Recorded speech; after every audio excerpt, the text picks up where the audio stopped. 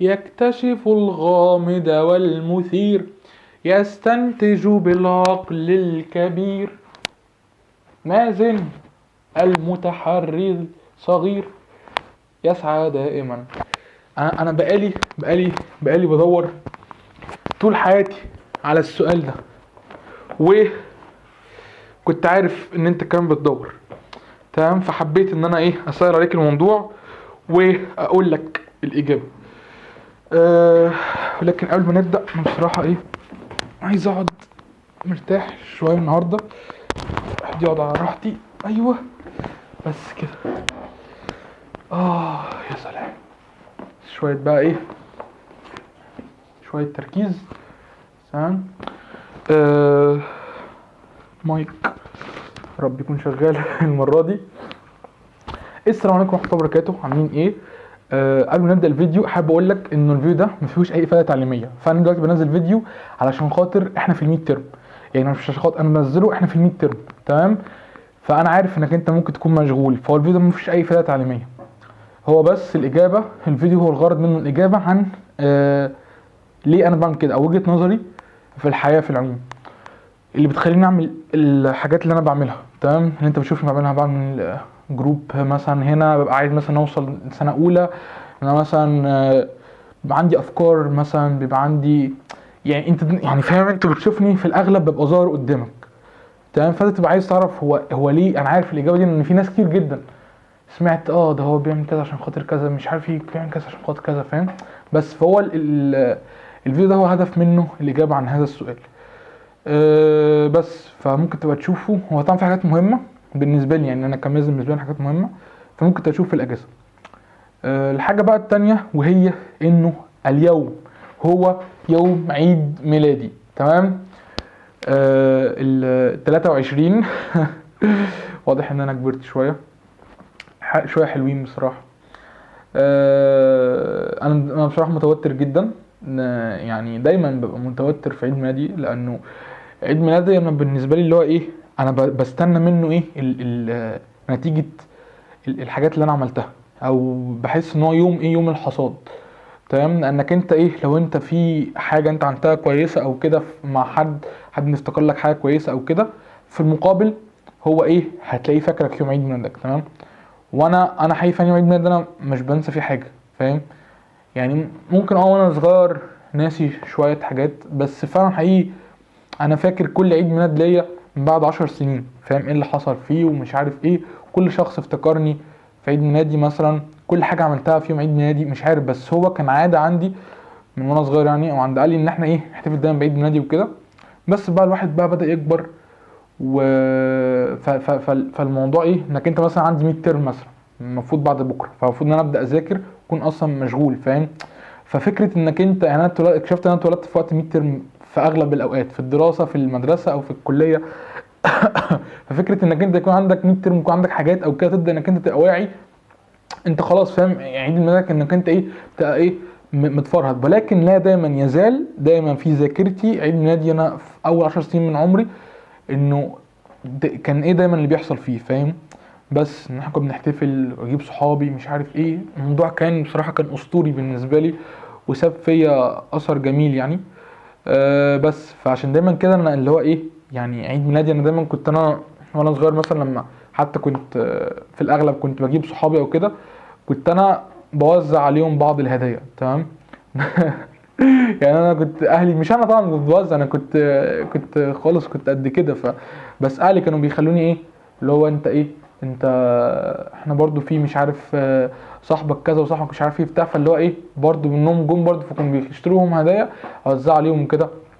فدايما انا بالنسبه لي عيد ميلادي بيجي في ان انا بشوف انا مقدار المعطاء اللي انا اعطيته، وان كان حتى ده مش معيار، يعني يعني طبعا ما حدش قلدني، فاهم؟ مش كل مثلا عيد ميلاد واحد يجي فيفتكر بقى مين افتكرني مش عارف بتاع كده، فاهم؟ او لما افتكرنيش فهو مش عارف يبقى انا ما قصرتش فيه، يبقى انا مش عارف لا لا لا، ما تفكرش كده، ولكن هي دي حاجه عندي بس. يعني حاجه اتعودت عليها. ليه بقى؟ لان العطاء طبعا له مقاييس كتير، بس انا بالنسبه لي زي ما قلت لك يعني مهتم جدا، لانه العطاء بالنسبه لي هو يعني انت شخص ثري او انت شخص غني فانت عندك عطاء، فانا بالنسبه لي اهتم جدا ان انا اشوف انا اعطيت للحياه دي، عشان انا جيت وكل نفس محسوب عليا، كل خطوه كل حاجه محسوبه عليا. فهل انا كنت اهل للدنيا دي؟ تمام. هل انا قدمت لها حاجه؟ هل انا فدت الناس في حاجه؟ دايما بفكر في الحاجه دي. فدايما الشخص الغني ليس بما يملك، ولكن بما يعطي. فانت لو انت عايز انك انت تعرف انت فعلا غني ولا لا، شوف انت قادر تعطي ايه. هتقولي طب ما انا قادر اعطي حاجات كويسه كتير، بس انا مش غني او مش معايا فلوس. الثراء مش شرط يكون فلوس على فكره، ولكن انا نفترض انك انت عايز يكون فلوس. هقول لك اكمل لك ازيدك من الشعر بيت، وهي هقول لك انه المشكله انك انت مش قادر تدير ثرائك. لو انت قدرت، قصدي مش قادر تدير عطائك. لو انت قدرت انك انت تدير عطائك، وقتها تقدر تدير ثرائك. هتقدر انك انت يعني معاك فلوس بمنتهى السهوله. تمام. بس ولكن طبعا مش قصدي ايه انك انت كل حاجه عطاء تقعد تقيسه بالمال. انا هعطي الشيء ده في المقابل هاخد ايه؟ لا، انت هتعطي الشيء ده وفي المقابل ممكن تاخد دعوه حلوه، ممكن تاخد حب الناس، ممكن تاخد رضا ربنا. فاهم؟ وبرده لازم برضه تاخد فلوس في مرحله ما، وده شيء اسمه ايه ده، يعني شيء توتالي ليجل. تمام. شيء توتالي يعني شرعي، وشيء جميل جدا انك تاخد فلوس على حاجه انت بتعملها تكون خيره وحاجه كويسه. تمام. دي بيبقى اسمها الشغل او الوظيفه. بس برضو طبيعي برضو انت دايما تتصدق دايما بوقتك بمجهودك بالحاجه اللي انت قادر انك انت ايه تعطيها. بس فانا بالنسبه لي العطاء بالنسبه لي هو بيكون يعني يوم عيد ميلادي ده بيبقى بالنسبه لي هو ال اليوم اللي انا بحصد فيه. بس فانا دلوقتي ايه حبيت ان انا اقول لكم، وفي فيديو هيبقى جزئين. هيبقى الجزء الاول ان انا بحاول ان انا ايه اقول لكم ايه وجهة نظري وليه انا بعمل كده وبتصرف كده في العموم. والجزء الثاني هقول برضو نوعا ما ايه الحاجات اللي انا عملتها في السنه اللي فاتت. تمام. بالنسبه ايه للكليه. تمام. لان انا الفيديو ده انا ايه بصوره انزله على القناه انا عندي قناه تانية عليها 3000 مشترك. تمام. 3000 ونص. تمام. ومش سايب كل ده وايه القناه دي. تمام. قناه مفيش حد يعرف عنها شيء. تمام. واسمها اصلا جو سوي فيبسيان، يعني انا فيبساوي بالفرنسي. خلاص عشان ما حدش ايه، عشان انا عارف دماغكم بتروح لفين. بس المفارقه ان انا كمان يعني انا مثلا من 5 سنين بالظبط كنت نزلت اغنيه في نفس اليوم ده اسمها على الجمهوريه، كانت على القناه بتاعتي على اللي هي 3000 ونص مشترك. وها انا ازاي في عيد 123 بنزل مع الفيديو هننزله على ايه القناه بتاعت اللي انا عاملها للكليه وكده. بس فاللي هو انت تشوف انت تطور حياتك وتغيرها. فانا كنت ممكن اتكلم في موضوع الاغاني، وكان موضوع حلو جدا على فكره. موضوع يعني بالنسبه لي انا كنت حابب ان كنت هكون علامه فيه. بس ايه كل واحد يختار العلم والطريق ده. بس ففي الاول والاخر انت غرضك بيبقى التاثير. انا غرضي هو التاثير، ان انا اسيب اثر كويس. تمام. فاتمنى يعني يا رب تبقى تدعي معاك دعوه حلوه، واتمنى ان السنه دي تبقى سنه جميله وسريه عليا. تمام. وما ضيعش اي ثانيه منها، ما ضيعش اي ثانيه منها الا في كل ما هو مفيد. تمام. ارجوك يا مازن، دي كلمه مني ليك، ارجوك كل ثانيه من وقتك استثمرها صح. استثمر كل فرصه ربنا اعطاها لك ومنحها ليك. تمام. لانك انت في ناس هما دلوقتي نفسهم بس يرجعوا ثانيه او ثانيتين في الدنيا دي ويعملوا حاجات صح. تمام. فاستثمر الوقت ده، هو نعمه كبيره جدا جدا جدا. بس المهم دعونا نبدا. و بعد مقدمه ملهاش لا مقدمه ليها لازمه نوعا ما بالنسبه لي، ولكن يعني انا حاسس ان انا الفيديو ده انا اول مره اسجله، يعني ما ضربتش على الكاميرا اقول ما اعرفش انا هقول ايه. ولكن فاهم، فعشان كده تلاقيني بتكلم ببطء وبقعد اسرح شويه، لان انا كنت بذاكر من شويه ولسه فاهمني عندي 100 ترم. لسه عندي انا لسه في عندي 3 ايام ورا بعض فيهم 4 ميد ترم فيهم. فاهم؟ فاللي هو انا 3 ايام فيهم 4 امتحانات. فعشان كده انا ايه شويه ممكن اكون مش بنفس الفايب. بس المهم تعالوا نبدا. ليه يا ترى انا بعمل كده؟ ليه يا ترى انت ممكن تشوفني بعمل جروب هنا؟ ليه يا ترى انت ممكن تشوفني بساعد هنا؟ ليه يا ترى ممكن تشوفني ان انا مثلا او بحاول على ما قلتلكش ان انا بساعد؟ انت ممكن تكون بعتت لي على الارجح مره او كده ممكن ما اكونش رديت. تمام. بسبب ان في كميه ناس بيبعتوا لي وانا مش بلحق. فاهم؟ يعني في كميه ناس بجد. فلما انا بفتح الواتساب مثلا او كده بقى ايه بشوف مثلا اول 10 20 رساله. مش ده انا عارف ده عذر بس فاهم اللي هو بحاول اعمل عليا. فاهم؟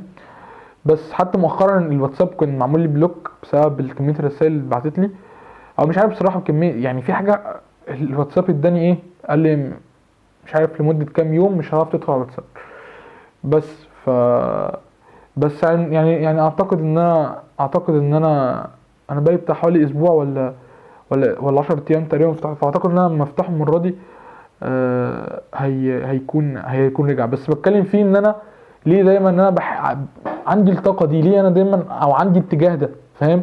هو الاجابه بسيطه جدا، هي ترجع الى حاجتين. انت عايز تعرف اي حاجه تمام عن اي شخص، لازم تعرف عنه حاجتين: هو تصوره للحياه او رؤيته للحياه، والشغف بتاعه. اول حاجه الرؤيه بتاعتي للحياه، الرؤيه بتاعتي للحياه منتهى البساطه، انك انت شخص عندك حياتك تمام، عندك وقت، عندك مجموعه من النعم اللي ربنا اعطاها لك، وبعد كده ايه، هيتسحب منك الورقه، وبعد كده يا تكون نجحت يا تكون يعني لا قدر الله، يعني لا قدر الله سقطت. فانا بالنسبه لي الحياه انك انت المفروض تعمل كل اللي فيها اللي عليك تمام، عشان خاطر ايه، تدخل الجنه او النار. فبالنسبه لي دي الحياه.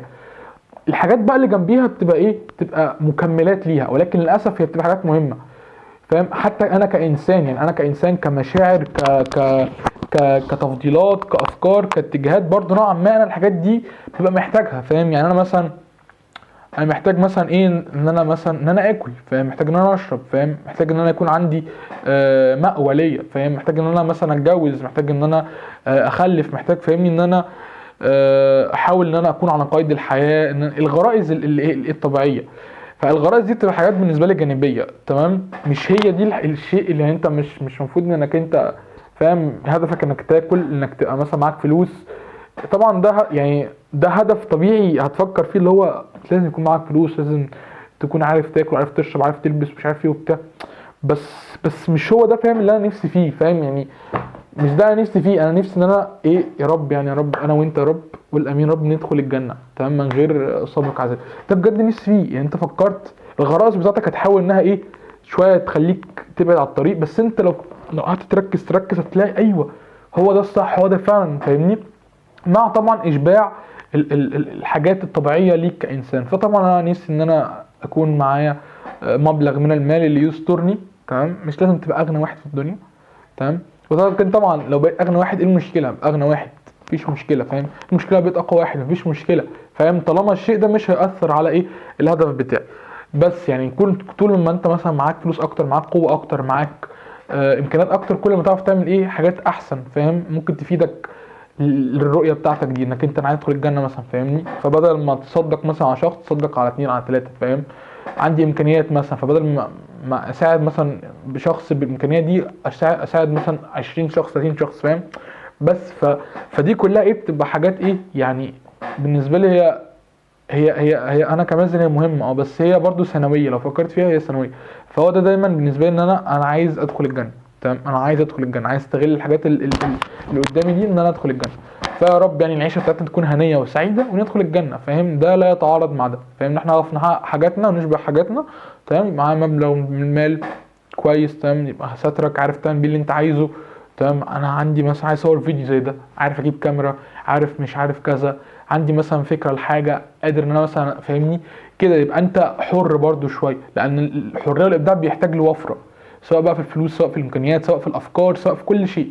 فعشان كده حتى وانا بعمل بحث مثلا في الكليه وكده، محتاج لوفره في المعلومات. اكتر شيء بيضايقني ان انا اعمل بحث عن شيء انا مش عارفه او ما اعرفش عنه حاجه، فاهم؟ او مش مهتم بيه، فانا اللي هو ببدا من الصفر، بحتاج لوقت عشان ايه، اقعد اقرا. انا ما بحبش اعمل بحث كده اللي هو، فاهم؟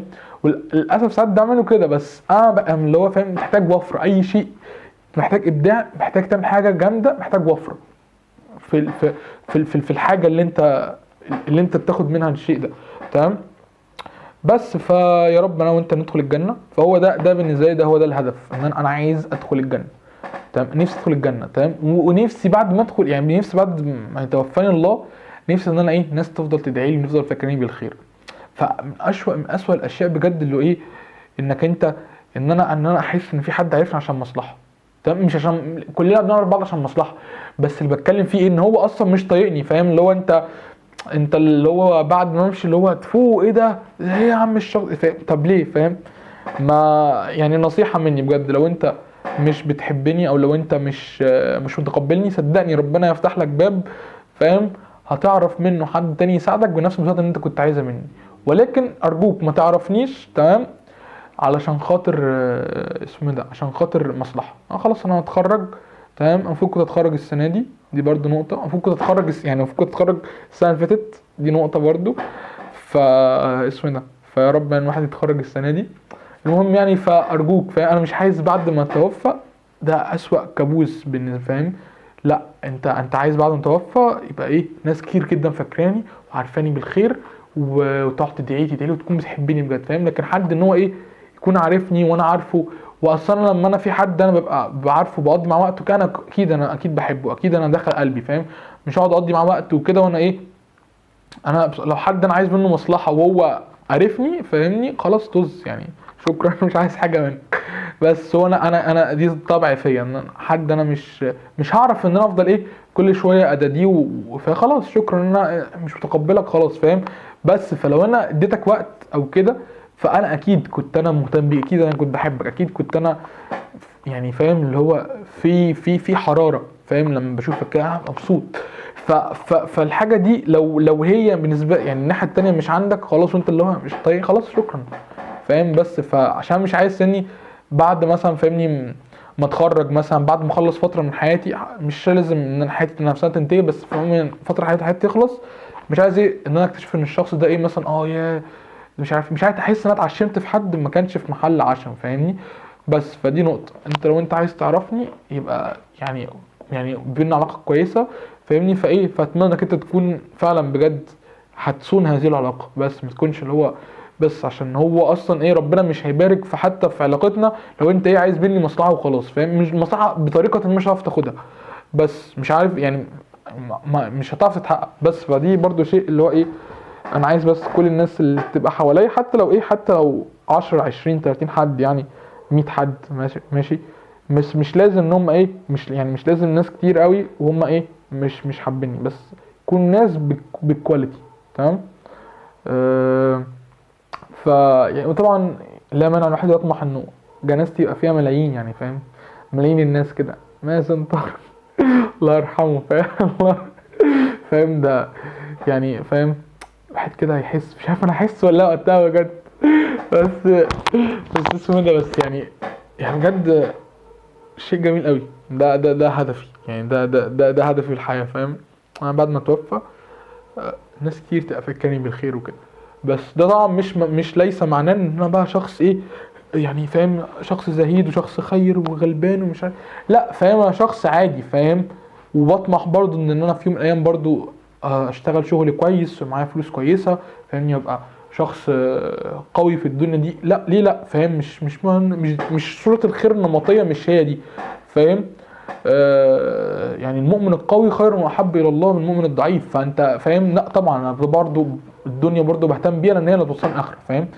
بس فانت لا مانع انك انت تكون ده هدفك وتسعى له، انك انت تدخل الجنه وتبقى ربنا راضي عنك وكده، وفي المقابل وبرده في الناحيه التانيه برده تكون ايه دنيتك برده ماشيه كويس وبتخطط ليها وبتسعى ليها، بس ايه ده ما ينسكش ايه اخرتك. بس فده الهدف بتاعي.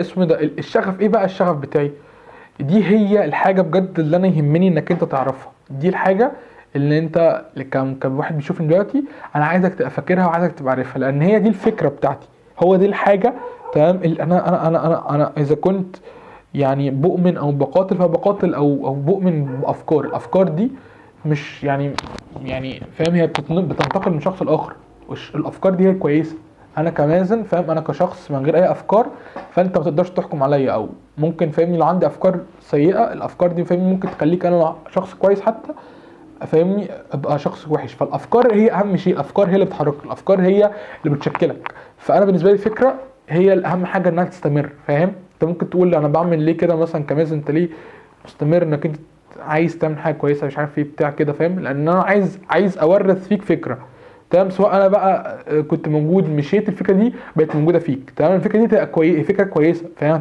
فكره بناءه، فاهم، عكس الافكار الاغلب الموجود دلوقتي في الجيل دلوقتي الحالي ايه، افكار فاسده نوعا ما. بس في الفكره في ايه بقى، إن الشغف بتاعي ان انا الشغف بتاعي هو التعليم، التعليم فقط لا غير، فاهم، عارف التعليم يعني ايه يحطها كده. الفيديو قفل. يعني احنا كده ايه عدينا تقريبا نص تلت ساعة. تمام. المهم انا كنت بقول ايه، كنت بقول الشغف بقى بتاعي. انا الشغف بتاعي هو التعليم. تمام. بس هو ما ينفعش ما تبقاش القعده، ما تبقاش كده، انت تقعد. ايوه بس كده. ايوه. انا الشغف بتاعي هو التعليم. الشغف بتاعي هو التعليم. انا بالنسبه لي لما قعدت افكر كده مع نفسي، ايه هي اكتر حاجه بتخليك كشخص قادر انك انت تعمل حاجه في الدنيا، قادر تكون متمكن، تكون قوي، تكون غني. ايه اكتر شيء ممكن يغير من حياتك؟ ايه اكتر شيء ممكن يكون مصيري بالنسبه لك؟ هو التعليم. التعليم هو اللي قادر يرفعك فوق وقادر ينزلك تحت. دي بالنسبه له رؤيتي عن التعليم. التعليم انت عايز تصلح، انت مثلا لو انت بتبص التعليم هو الحل لكل شيء، سواء بقى كان بقى حل اصلاح، كان يعني هو التعليم هو الاصلاح، سواء بقى كان اصلاح مثلا اقتصادي، اصلاح اجتماعي، اصلاح سياسي، اصلاح مثلا رياضي، اصلاح اخلاقي. ايا كان الاصلاح ده، لو انت دخلت التعليم في المعادله، خلاص المشكله باذن الله تتحل. ليه؟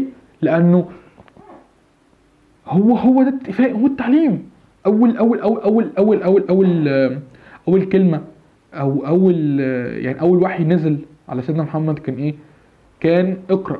تمام. ف فالرسول صلى الله عليه وسلم قال ان انا بقارئ. فاهم؟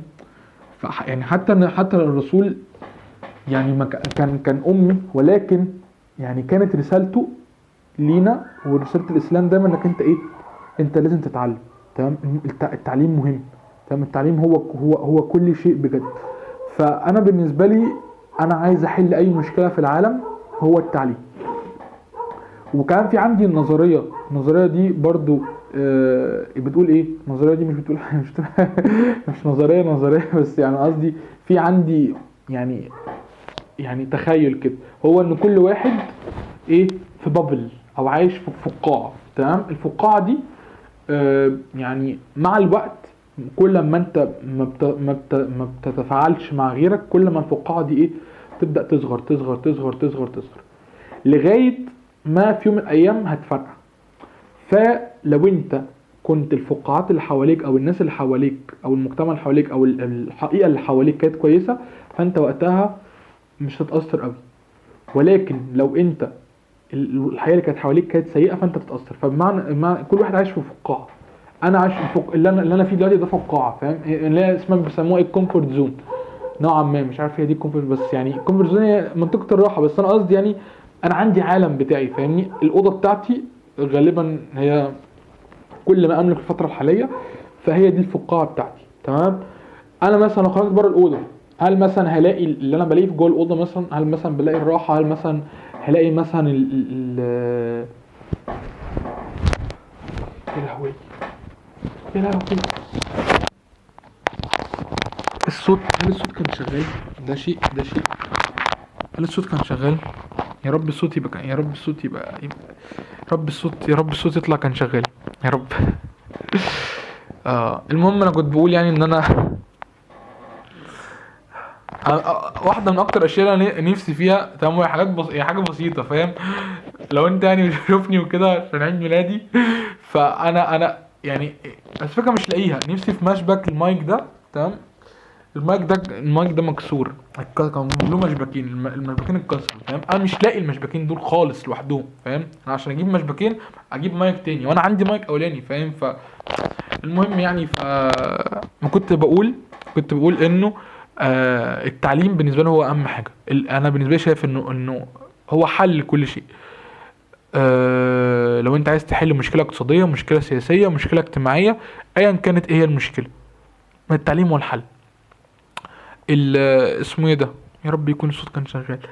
انا عندي تخيل ان كل واحد يبقى عايش في فقاعه. تمام. الفقاعه دي في يوم من الايام مصيرها انها تتفرقع، وكل واحد يبقى قادر ان هو يتعرض ايه يعني بشكل مباشر للبيئه اللي حواليه. فلو البيئه او الحياه اللي حواليه كانت حياه كويسه، ففي المقابل مش هيتاثر ومصلحته كويسه. في المقابل لو الحياه اللي حواليه تمام كانت سيئه، فاهم يعني حياته هتبقى سيئه. تمام. ولو مش الشخص ده نفسه هو اللي فرقعته اتفرقعت، في يوم من الايام ولاده فقاعته ممكن تتفرقع، اولاد اولاده فقاعته ممكن تتفرقع. فاللي عايز اقوله ان انا الاوضه بتاعتي مثلا دي هي الفقاعه بتاعتي مثلا، فاهم؟ او مثلا ايه، اهلي او صحابي هم الفقاعه مثلا بتاعتي، فاهم؟ الناس قريبين مني هم الفقاعه. فانا في يوم من الايام انا هبدا ان انا ايه، انزل مثلا سوق العمل، فاهم؟ هبدا ان انا اتعامل مع مش عارف مين، هبدا ان انا مش عارف ايه، هبدا ان انا مش عارف ايه. فلو انت لقيت الحقيقه نفسها سيئه، انت هتحس انك انت كل اللي انت عملته ده هو كان على الفاضي. طب انا ايه الفايده، فاهمني؟ لما انا اكون حد كويس، او انا حد تعبت وعفرت والدنيا اللي حواليا مش كويسه مثلا، ومفيش حد بيقدرني، مفيش حد مثلا، فاهمني؟ مش ده بيتقال، ده بيتقال، فاهم؟ فالحل في ايه؟ الحل انك انت ما ينفعش انك انت تبقى اناني في اي شكل من الاشكال. لازم انك انت يعني طبعا ما بقولكش انك انت تبقى، يعني دايما وانا بتكلم بكون ايه، بكون في النص، ولا اليمين ولا شمال. مش معنى ان انا مثلا، فاهمني، ان انا شخص خير او شخص مثلا ايه بحاول ان انا اعمل حاجه كويسه، يبقى انا ايه، شخص اللي بقى لازم تيجي على نفسك ولازم مش عارف ايه ولازم. لا. فاهمني؟ انت برضو نفسك اولا طبعا عشان خاطر تعرف تكمل في الحاجه الكويسه انت تعملها. تمام. مش معنى مثلا انا بقول لك ايه انك انت لازم تساعد، ما تبقاش اناني، يبقى انت ايه، فاهمني، تبقى خلاص كل حاجه بقى، فاهمني، ما عنديش حاجه، كل حاجه هي بتاعت كل الناس، فاهم؟ ما عنديش حاجه بتاعتي، فاهم؟ لا طبعا، فاهم؟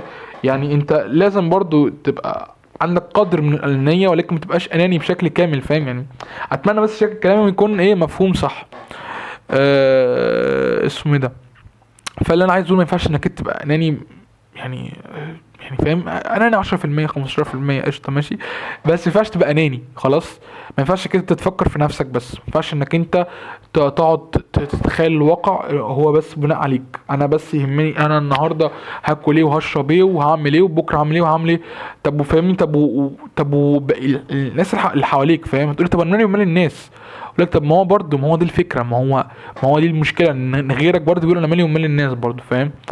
بس لو انت قادر انك انت تعمل حاجه، زي ما قلت لك الشخص الغني في الاول فيديو هو الشخص القادر على العطاء. فانت ممكن الناس اللي حواليك دي يكون ناس فقراء، انت فاهم؟ يعني حتى هم معاهم فلوس بس هم ناس فقراء، هم ناس على قدهم، ناس عقلهم على قدهم، ناس فاهمني ما عندهمش الطاقه، ما عندهمش المجهود، ما عندهمش، فاهم؟ فانت طالما انت عندك، ليه ما تحاولش تعمل حاجه كويسه؟ ليه ما تحاولش، فاهم، انك انت مثلا تزرع نفس الزرعه اللي انت بتزرعها عندك، تزرعها برضو ايه بره، فاهم؟ بحيث انك انت يعني يبقى في بالانس كده، في توازن ما بين الحقيقه وما بين ما بين حياتك، ما بين حياه فاهم؟ انا عارف الدنيا عمرها ما هتبقى جنه، ولكن اللي بتكلم فيه ايه، اللي بتكلم فيه ان كم مره، يعني ده بالنسبه لي انا هفهمك اللي انا بقوله ايه، حاجه ابسط. كم مره اسمه ده، كم مره انت شفت حد غلبان او تعبان، تمام؟ وبالذات لو اطفال، انا بالنسبه لي الموضوع ده بيبقى مهم جدا. تشوف طفل مثلا بيتسول، او طفل بيبيع مناديل او كده او كده او كده، وبعدين تبقى انت يعني مش قادر تعمله ايه، فاهم؟ هتديله 10 جنيه، هتديله 20 جنيه، 30 جنيه، 100 جنيه، 200 جنيه، وبعدين هل كده خلاص، فاهم؟ يعني انت بتحس بالذنب اللي هو انا، يعني انت في حاسس ان انا عايز اساعدك، بس حاسس ان انا اقدر بس مش عارف اساعدك، فاهم؟ ففي الاغلب بتلاقي في ناس، اوقات انا مثلا، فاهمني، لما انا بكون الدنيا صعبة شوية، اللي هو نفسيتي مش احسن حاجة، بشوف حد مثلا او كده محتاج مساعدة او كده، فاللي هو ايه، مثلا مناديل حاجة لله مش عارف ايه، بقى ايه، بحاول ان ايه اغض بصري، ايه، احس ان هو يعني احاول ان انا ايه، ما ببصش عليه، فاهم؟ كأنه مش موجود. وهنا دي النقطة، دي المشكلة انك انت لو كل حد عمل كده هيبدأ ان هو ايه، يبص، فاهمني، يبقى يبص كده على قده على قده على قده، وبس بيبص على نفسه، فاهم؟ ويبدأ ان هو ايه، الحقيقة اللي حواليه دي يبدأ ان هو يتجاهلها، يبدأ ان هو يحاول ينساها، بس هي حقيقة. فلو الدنيا انفجرت وانت كنت مضطر انك انت خلاص بقى، فاهمني، تبص على الحقيقة، هتشوف اشياء بعد كده مع الوقت، تشوف اشياء بشعة جدا، فاهم؟ فانت لو انت بدأت تحاول تصلح لو جزء بسيط، فاهم، بتقدر عليه كإنسان او كفرد، فاهم؟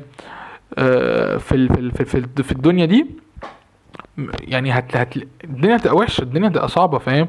بس ما تصعبهاش فاهمني، هتقول لي برضو في نقطه برضو هرجع ليها في الحكايه اللي حكيتها لك دي. انت شفت حد طفل تعبان او كده او محتاج مساعده او كده، فاهم؟ هتقول لي طب ماذا انت بتقول ان انا حتى لو اديت له 100 جنيه او 200 جنيه مش هتبقى اكتر طريقه ساعدته فيها؟ طب ازاي انت حاسس ان انت في مساعده اكتر ممكن تعملها؟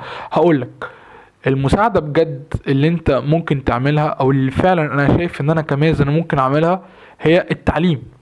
انت لو انت علمت الشخص ده، لو انت اديت له نوعا ما ظروف وابسط ظروف، يعني ما قلتلكش انك انت تجيب له مكان يقعد فيه وتاكله وتشربه وتجيب له لبس بحيث ان هو يتفرغ للمذاكره، قلت لك على الاقل انك انت توفر له تعليم كويس، وهو بقى في مثلا بالليل او مثلا او كده يبدا يشتغل او كده ويجيب لقمته، بعد كده ربنا باذن الله يكرمه، على الاقل توفر له تعليم كويس وتكون ضامن ان هو لو مشي على الستبس دي ان هو حاله يتغير تمام. هو ده فعلا، ده فعلا هتساعده تمام. طبعا اديله صدقه واديله اموال تكش واديله لبس فاهم، شوف اللي انت قادر تساعده برده. بس بتكلم فيه الحاجه الاساسيه او لب الاصلاح، لب المساعده هي التعليم. ما ينفعش اصلاح من غير تعليم، ما ينفعش تقول انا عايز اصلح من غير ما اتعلم حاجه، فاهم؟ ازاي؟ فاهم؟ هتيجي ازاي؟ علمني، بيقول لك مثلا، بيقول لك لا تعلمني، لا تعطيني سمكه ولكن علمني كيف اصطاد، تمام؟ فانت الشخص ده هتديله هنا الفلوس، هتديله هنا اللبس، تاني يوم هيخلصهم محتاج ان هو يجيب لبس تاني وفلوس تاني. فالتعليم هو المهم، انك انت تتوفر له. تخيل انا بحلم، بالنسبه لي الرؤيه هنا بقى، نيجي بقى للرؤيه بتاعتي، يعني انا رؤيتي او تخيلي. ودايما على فكره التخيل او الشغف او الحلم بالنسبه لك مش لازم يكون حقيقي، ولكن هو بيبقى بيبقى طالع منك انت، فاهم؟ ففكره ان هو يكون مثالي وطالع منك انت، فانت تحاول تسعى انك انت تحققه، فاقل مثلا ايه هتحقق نصه وتحقق 3/4، فاهم؟ انا مثلا في الثانويه العامه انا كنت جبت كام؟ جبت 98 ونص. انا كنت عايز اطلع الاول على الجمهوريه في الثانويه العامه وقتها، كنت عايز اطلع الاول على الجمهوريه. طبعا ده بفضل ربنا، يعني طبعا ده بفضل ربنا في كل 98 ونص، او انا طبعا كل حاجه انا بقول انا عايز كذا وانت تريد وانا اريد، والله يفعل ما يريد. ولكن اللي عايز اقوله ايه، ان انا ايه، يعني ان انا كان نفسي ان انا كنت عايز اطلع الاول على الجمهوريه، فانا كنت بشتغل بناء ان انا عايز اطلع الاول على الجمهوريه، مش ان انا عايز مثلا، فاهمني ايه، ان انا مثلا اجيب 98 ونص. لو كنت انا عايز اجيب 98 ونص كنت انا مثلا تلاقيني جبت ايه 90 92. فاللي انا عايز اقوله انت دايما، دي حاجه معروفه دايما، تخيلك بيبقى في المقابل ليه بيبقى الواقع بيبقى اقل شويه لو حققته حتى. بس وده طبيعي، لانك انت بيبقى في الخيال اللي انت لما تيجي تطبقه في ارض الواقع بتلاقي عقبات ما تكونش عامل حسابها، فاهم؟ بس فلان خيالك مش هيبقى كامل. بس لكن لما تخيلك يكون كويس وكده، كل ما يكون كويس كل ما ايه هيبقى انت عندك لسه النزعه، لا انا لسه عايز اوصل، لا مش هو ده اللي فاهمني. بس فانا تخيلي رؤيتي ان انا عايزك تتخيل مصر دي مفيش حد فيها امي، تمام؟ يعني مش فيش حد فيها ما بيعرفش يقرا ويكتب، فيش حد فيها جاهل، كل واحد قادر يقرا ويكتب، كل واحد على الاقل مخلص جامعه او تعليم عالي. انت عايزك تتخيل، لا بجد تخيل تخيل كل حد في مصر، كل حد في مصر، يعني بص، يعني روح على التخيل على الجمله دي باكثر تخيل انحرافا انت ممكن تتخيله بطريقه ايجابيه. يعني روح، فاهمني ايه، روح على تخيل انك انت ايه الحارس العقار، تخيل ان هو مثلا يكون قاعد مثلا بيقرا، انت مثلا داخل عليه تقول انت بتعمل ايه، بتقرا ايه، مش عارف، يقول لك انا بقرا في الفيزياء الكميه، فاهم انت في انشطار النواه، انت بتقول ايه، يقول لك انا خريج علوم قسم فيزياء مش عارف ايه بتاع، او مش يكون خريج علوم بس، فاهم؟ يعني قصدي ان هو تخيل ان يكون في وعي زي كده، فاهم؟ تخيل ما يبقاش في ايه، يعني ما يبقاش في عندنا ستيريوتايب مثلا للناس ايه، لما اتكلم كده ابقى مش فاهم، ابقى مش عارف ايه، يبقى انا عقلي على قدي، مش عارف انت دايما في ايه، في الاسم ده، في الافلام وكده الكوميديا وكده، لما عايز يجيب لك شخصيه مثلا ممكن تكونش فاهم قوي، يجيبها لك ايه تتكلم نوعا ما باللهجه ايه، باللهجه غير القاهريه. ليه؟ لان هو يعني انه الناس في المدن الريفيه وكده بيبقوا بيبقوا نوعا ما ايه يعني موصلوش نفس جوده التعليم اللي في القاهره او كده. طبعا ده برضو مش صح يعني فاهم، بس بتكلم يعني هو ده بيبقى ستيريوتايب او نمط او صوره نمطيه. فانت تخيل بقى ان كل حد حتى فاهمني الشخص اللي انت اكتر صوره نمطيه عنه ان هو ان هو مثلا ما بيفهمش او كده، الشخص اللي جاي من ورا الجاموسه حرفيا مثلا فاهمني، لو بالنسبه لك انت ده تفكيرك ان الشخص جاي من ورا الجاموسه ما بيفهمش، فتخيل واحد من جاي من ورا الجاموسه فاهم و... ومثلا ومعاه دكتوراه مثلا في الادب المقارن، مش عارف معاه مش عارف ماجستير في ايه، معاه بكالوريوس، قادر يقرا وقادر يكتب وقادر يتكلم انجليش. تخيل لو كل مصر تتكلم انجليش كويس فاهم، بغض النظر عن الاكسنت، بغض النظر بتكلم فاهمني يعني وورر ولا ووتر ولا فاهمني، بس انت قادر تتكلم انجليش كويس، قادر تقرا انجليش، قادر، يا نهار ابيض تخيل. تمام، تخيل بجد، تخيل مصر ممكن تبقى عامله ازاي، يا لهوي. ده حلم يستاهل ان انا افني عمري عشانه بصراحه. انا لما فكرت كده لقيت ده بجد فاهم اللي هو حتى مش هوصل لاجابه فاهم، بس الموضوع يستاهل. اصل هي الحياه عباره عن ايه؟ هو ناس قالت لك انها صراع ارادات، آه، ارادات تمام، يعني انك انت تريد شيء، ان انا اريد وانت تريد فاهمني. فهو دايما ايه، او انا مثلا عندي ارادتين مثلا حتى كشخص، فممكن ارادتي الاكثر الغلبه او الشيء اللي انا عايزه اكتر هو اللي يغلب. فانا بالنسبه لي ممكن يكون ايه، انا عندي اشياء كتيره، انا نفسي في كذا ونفسي في كذا ونفسي في كذا. وهنا ده ايه، هنا ده ياتي منبع فكره اللي انا كاتبه على التيشيرت. انت ايه، انت مش هتعرف تختار كل حاجه. لو انت مش هتعرف تختار كل حاجه فاختار احسن حاجه. فانت اختار، انا مش عارف ان انا اختار ان انا ايه، ابقى اسمه ايه ده، ابقى رائد فضاء، وابقى مش عارف ايه، وابقى وزير، وابقى سفير، وابقى بطير فاهمني وابقى في كل حته. انا هعرف ان انا اكون حاجه واحده او حاجتين، فاحتاج اختار احسن حاجه. انا بالنسبه لي من وجهه نظري احسن حاجه انك انت تساهم في بناء، توصل للهدف ده، توصل الفكره دي، ان كل يكون متعلم. يا لهوي بجد، يا لهوي. تمام، ممكن الموضوع يكون له سلبيات برضو شويه فاهم، ممكن الناس تستغل علمها بطريقه مش كويسه برضو فاهم، ولكن يعني عشان انا عارف ممكن حد يقولك لا، اصل انت لما تبقى متعلم تمام، كل متعلم وقتها مش هيبقى صح، اصل ممكن حد ما يكون حد غلط او حد شرير او وحش، يكون مش يتعلم فالعلم ده يفسد بيه. يا عم ايه يا عم اللي بتقوله ده، ايه اللي بتقوله ده يعني انت بتقول ايه فاهم، الله اعلم فاهم، الله اعلم يعني، دي حاجات غيبيات دي فاهم، بس اللي بتكلم فيه الصح انك تخلي كله متعلم. بس انا ممكن انام كده دلوقتي وانا مبسوط قوي وانا بتخيل لو مش مصر بس، تخيل العالم كله لو كله متعلم، تخيل العالم كله لو كله متعلم لغة عربية. يا لهوي. بس خلاص انا نشوة، عارف انت اللي هو تخيل بجد، تخيل لو كل العالم كله بيعرف يتكلم عربي. يا نهار ابيض.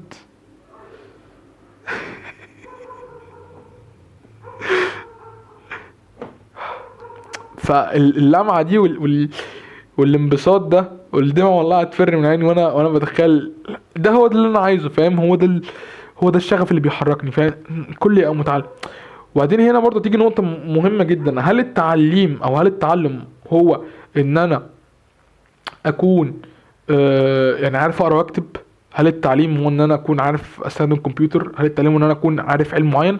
ولا التعليم هو منهجية، هو طريقة انا بعلمها لك في المستقبل، بحيث انك انت بعد كده اسمه إيه ده، انك انت بعد كده لما تيجي حاجه تقف معاك انت مش عارف، تبقى عارف ازاي تعالجها.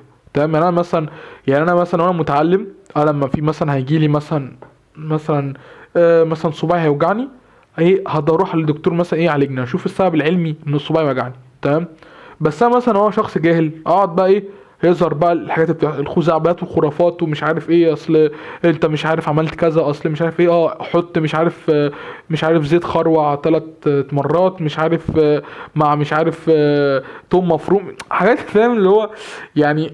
اللي بتكلم فيه ايه، ان التعليم بيبقى شيء ملازمك اكتر، بيستمر معاك اكتر من كونه ان هو منهج او ماده علميه فاهم.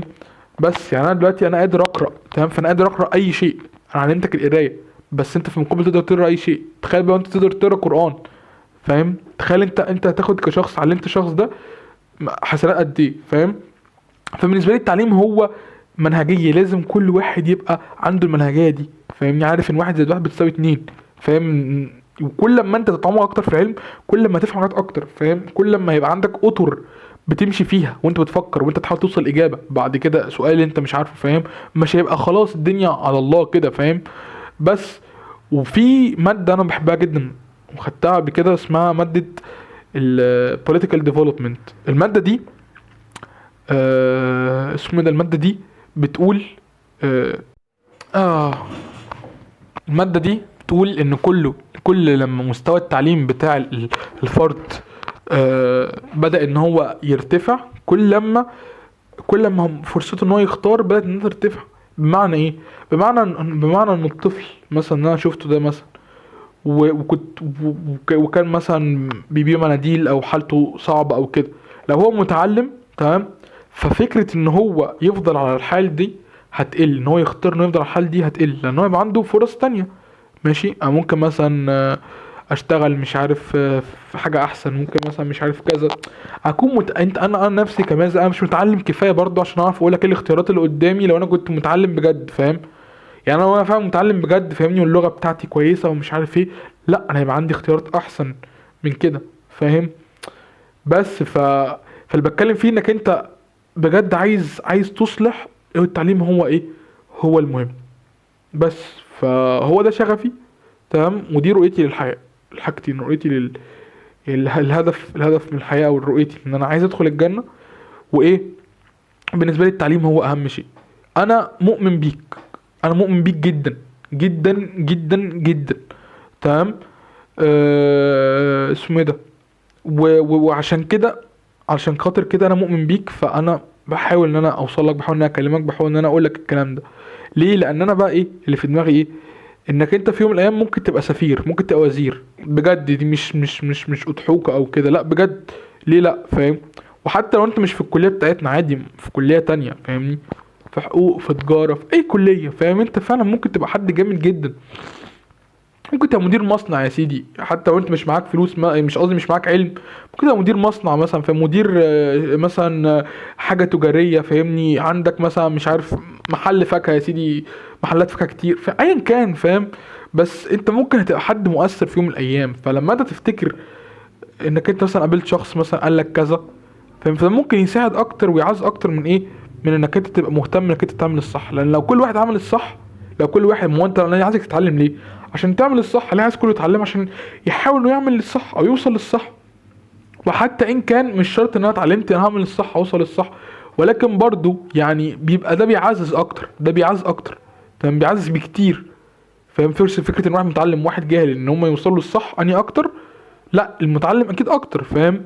وان كان حتى الجاهل ممكن لو حاجه صح متعلقه بالفطره برضو الجاهل ده على فطرته ممكن، انا كان بتكلم لو حاجه فعلا كومبليكيتد شويه وفيها صح والغلط، لا انا متعلم هيوصل للصح، فاهم؟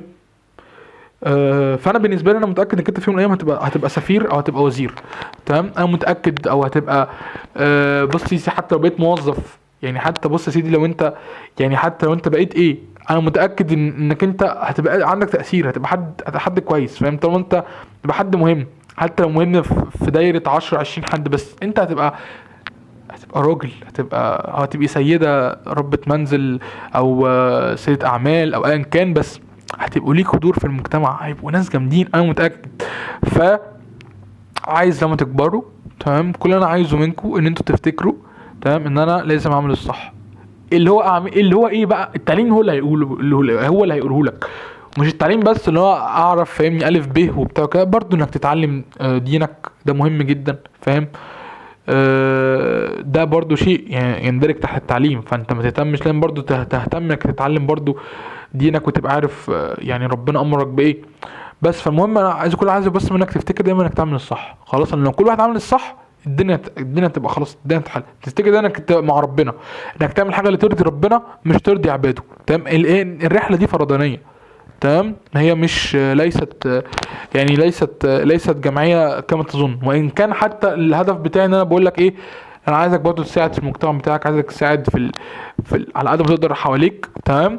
ولكن برضو انت في الاول والاخر انت تحاسب لوحدك. فلو انا بيسمعني حد واحد، تمام، او اتنين او تلاتة ايا كان، انا في الاخر هتحاسب اللي انا قلته، تمام. انا مش هتحاسب انك انت شفتني او لا، فاهم؟ مش هتحاسب انك انت يا ده جميل جدا وقعدت تمدح فيا، او انك انت ذميت فيا، فاهم؟ انا هتحاسب على الحاجه اللي انا عملتها بس. فافتكر كده، لو انت في منصب قوي، في منصب مهم، اعمل الصح ارجوك، ما تحدش. دي يعني نفسي ازرعها كده في كل حد ايه داخل الكليه. لما تبقى في منصب، او حتى من غير ما تكون في منصب، بس يعني لما تبقى فعلا بجد في حاجه مصيريه بقى، اعمل الصح، ما يهمكش حد. خلاص شوف الحاجه اللي انت شايفها صح ايه هي، ايه الحاجه الانسب والاصح اللي ترضي ربنا.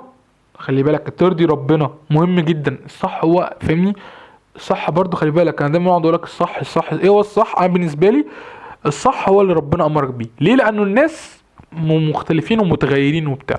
فانت في مره ممكن انه ايه ده يقول لك ده صح ده صح ده صح، فانت هتجري وهتسمع مين ولا مين؟ هترضي مين؟ فاهم؟ فاعمل اللي يرضي دايما ربنا بس. وفي حاجه كمان كنت انا عايز اقولها،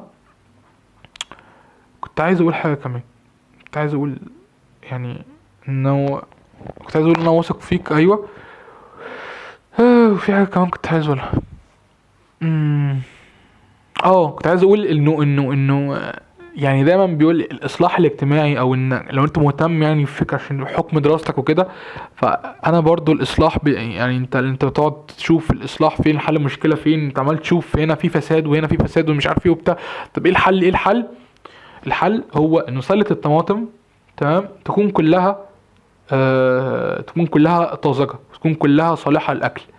تمام. انا دلوقتي عندي طبق سلطه هو اللي هينقذ البشريه. طبق سلطه ده لو انا هو طبق سلطه محتاج فيه طماطمايه واحده. لو انا جيت سلطه الطماطم دي، جيت ان انا سحبت منها طماطمايه ورحت قطعتها وفي الاخر عملت سلطه والسلطه طلعت بايظه بسبب الطماطم دي، ف... فعلى الارجح ان المشكله في السله مش في الطماطمايه. فاهم اللي انا بقوله ولا مش فاهم؟ دي نقطه مهمه جدا. انك انت يعني عايز لما دي تختار طماطمايه ايا كان هي منين، من فوق من تحت من اليمين من الشمال من اي حته، عايز تختار تبقى واثق ان الطماطمايه تبقى طازجه، يبقى لازم تبقى حريص ان كل الطماطم تبقى طازجه. تمام. ده اللي انا عايز اوصله. فبقى ولا تقول لي بقى لا اصل الطماطمايه دي مش كويسه، لازم اشوف طماطمايه تانية. تمام. طب ما هو يا حسره، ما هو منين؟ ما هو اتسالت الطماطم كلها بايظه، تلات ارباعها بايظ. انت ايه؟ انت ليه مش فاهم ان التعليم هو المهم؟ فاهم؟ لا انت فاهم، انت فاهم، معلش بس يعني. بس انا بكلم نفسي ليه؟ لانه دلوقتي بتكلم يعني منفعل كده على نفسي، لانه دايما متردد دايما. انا اصلا ما كنتش هدخل الكليه، يعني مش موضوع ما كنتش عايز ادخلها، بس انا ما كنتش عارف عنها حاجه، فاهم؟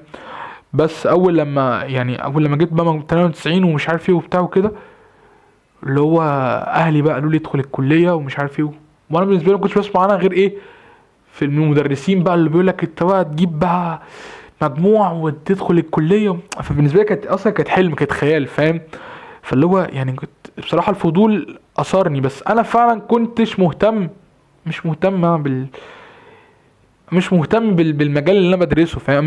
مش مهتم بجد، مش يعني لان هو الاصلاح هيجي في التعليم. هتقولي طب وازاي المجال اللي انت بتدرسه برضه ما هو مهم في التعليم وكده؟ اقول لك ماشي، بس انا بالنسبه لي برضه انا بعرف بقعد اتعلم، بقعد اقرا واشوف حاجات، مشاكل كتير قوي. المشاكل دي بتاثر عليا، فاهم؟ يعني انا بتاثر عليا نوعا ما شويه، فاهم؟ اللي هو ايه، على نفسيتي، اللي هو ده صراع عمل مع مين، ده مش عارف. فانا مش حابب، فاهمني، المجال ده قوي، فاهم؟ بس فاسمه ايه ده، ف يعني ف انا كنت عايز ابقى مدرس، فاهم؟ بس كنت عايز ابقى مدرس و واسمه ايه ده، ويعني وبعد كده ايه يعني، انا بصراحه ما كنتش متاكد، لان انا برضو ايه، انا برضو ما كنتش متاكد هل يعني من الخطوه دي، خصوصا برضو في الواقع اللي احنا عايشين فيه برضو، فاهم؟ انت مدرس مش عارف ايه. برضو كده برضو ما كنتش متعلم، يعني فكره انك انت متبقاش عارف تدخل الجامعه، هتدخل انهي جامعه ومش عارف ده قصور في التعليم. ده معناه ان التعليم، فاهمني، فكره الثانويه العامه نفسها اصلا فكره ضاغطه وفكره خاطئه. وانا بالنسبه لي، فاهمني، يعني ما كنتش احب انها تبقى موجوده اصلا، فاهم؟ بس في حاجات كتير قوي، فاهمني، انت ممكن تعملها تحسن بيها اكتر التعليم، فاهم؟ يعني التعليم مش احنا ما وصلناش للكمال مثلا عشان خاطر تفكر في حاجه تانية. لا، التعليم فيه قصور واحنا نقدر نصلحها. تمام. فدي بالنسبه لي كان شغفي، فاهم. بس انا عايز ابقى معلم، فاهم.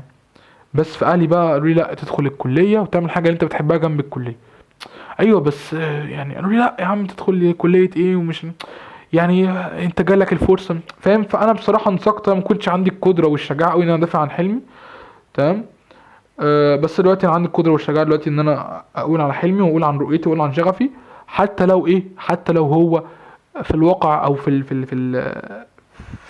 الوسط اللي احنا عايشين فيه دلوقتي هو مش حلو قوي، فاهم. يعني هتبقى مدرس، ايه تبقى مدرس يعني، فاهم. بس الموضوع اعمق من كده، فاهم. مش شرط تبقى مدرس، فاهم، انت معلم، فاهم. بس تبقى معلم لشيء، فاهم، انت بتحبه برضه، فاهم.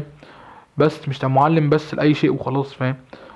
بس المهم يعني فاهم اللي هو يعني مش عارف.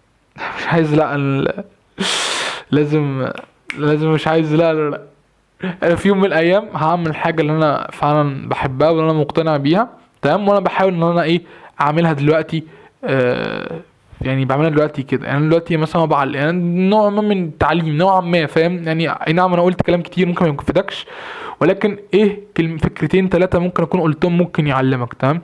لكن طبعا مش ده اللي انا قصدي عليه، ولكن اللي بتكلم فيه في يوم من الايام باذن الله هتخرج، خلاص قربت اتخرج. الواحد هي فبس فان كيس، يعني دي كانت اجابه السؤال. ان كيس انك انت اسمه ايه ده، انك كنت بتسال يعني هو مازن ليه بيعمل كده. ليه مازن بيعمل كده؟ هل يا ترى عشان عايز يوصل للناس؟ هل يا ترى عشان عايز يبقى مشهور؟ هل يا ترى عشان بيحب الظهور؟ هل يا ترى عشان هو شخص نرجسي اوه بص شوفوا جمال مازن، اوه بص مش عارف ايه؟ هل يا ترى عشان هو شخص مثلا عايز يتحصل من الاموال، عايز يسيطر على العالم؟ فاهمني. بس فانكس انك انت كنت تسأل. فدي الاجابة. انا بس كل اللي انا عايز ان انا يوم لما امشي من الدنيا دي الناس تفتكرني بالخير. عايز ازرع الافكار اللي انا فعلا انا مؤمن ان هي هتفيد، انها تغير العالم، تمام. انها الاحسن، ان الافكار انها هتفيد، انها تحسن، وهي الافكار الصح، فاهم. عشان الواحد ما يقعدش تو بس، فاهم. اللي هو انا عايز، فاهمني. يعني برضه انا عايز اكون غني، ايوه، ايه المشكله، فاهم. عايز برضه اكون الناس بتحبني، عايز يكون عندي، فاهمني، نعم برضه كتير، ايه المشكله، فاهم. بس اللي بتكلم فيه في الاطار في الاطار بتاع ان انا ان انا عايز اعلم، فاهم. بس يعني المدرس مثلا بره بياخد $100,000، فاهم. يعني انا شفت مرتبات مدرسين في دول مختلفة وكده، فلا المرتبات بتاع المدرسين بره عالية وغالية، فاهم. وعلى خلي بالك في شغلات كتير قوي مرتبات بره غالية جدا وعالية جدا، فاهم. بس ده لا يمنع ان انا برضه اعمل حاجة بحبها، ومن خلالها برضه واحد يتحصل برضه على على الحاجات برضه فلوس وكده، ولكن والشهرة وكل حاجة. ولكن اللي بتكلم فيه مش هو ده الهدف، فاهم. مش هو ده الهدف. يعني انا عايز اكون مشهور، كنت هبقى مشهور، تمام. ما كنتش هعمل دلوقتي فيديو في قناة، تمام، محدش يعرفها، تمام، غير 100 واحد ولا 200 واحد، تمام. انا عايز ابقى مشهور، أبقى مشهور بجد. دي حاجة كنت يعني فكرة ابقى مشهور بايه، يعني دي حاجة انا متأكد منها. لو عايز ابقى مشهور هبقى مشهور، لو عايز ابقى غني كنت زي ما بقيت غني. بس انا عايز ابقى غني بالحلال، دي نقطة برضه مهمة. فانا مش عايز ابقى غني وخلاص، فاهم. فرحتي مهم جدا تبقى عارف الفلوس، اي فلوس بالحرام ملهاش لازمة. وبالعكس مش قيمتها ملهاش لازمة، مضرة جدا، يعني هتبقى سيئة. فانا برضو انا عارف برضو فكرة ان انا برضو لما اجي هشتغل وكده، انا برضو مش هستريح غير لما اشتغل الحاجة اللي انا مقتنع ان فلوسها هتبقى حلال 100%، فاهم. بس ف يعني فدي نقطة برضو، فاهم. اللي هو انت انا انا بالنسبة لي هتقول يعني بقيت الشغلانات فلوسها، لا هقول لك انا ما فكرتش في بقيت الشغلانات، بس انا فكرت اكتر شغلانة انت فاهمني هتكون اللي هو يعني انا حاسس انها فعلا بجد فلوسها حلال، فاهم. بس انا بجد كنت ممكن ابقى مغني دلوقتي، بجد كنت ممكن ابقى مغني، فاهم. كنت مغني مشهور بقى، والناس بقى بعمل حفلات ومش عارف ايه وبتاع وكده، فاهم. مغني راب مثلا او كده، مش هكون صوتي مش حلو يعني، فاهم. بس انا بجد كنت ممكن اروح بالليميتس بتاعتي الاماكن بعيد قوي. بس الفكره هل ده هيخدم الهدف بتاعي؟ ده السؤال. بس فنصيحه مني، اعمل الحاجة اللي انت بتحبها، اعمل الحاجة اللي ربنا امرك بيها، اعمل الحلال، تمام. الشيء يعني اللي ربنا يعني احلوا ليك. اهتم جدا بموضوع الحرمانية والاحلية، يعني هل الشيء ده حلال ولا حرام. يعني خلي اهدافك ما بعد الدنيوية، خليها برضو يعني تتصل بالاخرة. تمام. آه بس ما تسألنيش تاني ما تسألش مازن عايز بيعمل كده ليه عشان ما اطلعلكش في فيديو ساعة ولا حاجة. خلاص. بس ف مش عارف. طبعا يعني انا المفروض ان انا بعد كده احضر الفيديوهات اللي انا بعملها عشان ايه ما تقعدش اطول فيها كده كتير قوي. ولكن يعني اتمنى بس تكون الفكرة بتاعتي وصلت، وجهة النظر بتاعتي. بس فاهم، انا بحاول بعمل كده معاك علشان خاطر في يوم من الايام ها يا رب يتمر خلاص زي الاهلي كده ما بيعملوا يقول لك يا رب يتمر. بس فيا رب يتمر، فاهم، في يوم من الايام. وبس لما تبقى حد كويس افتكر انك تعمل دايما حاجة كويسة. بس بدايلي معاك دعوة حلوة. سلام.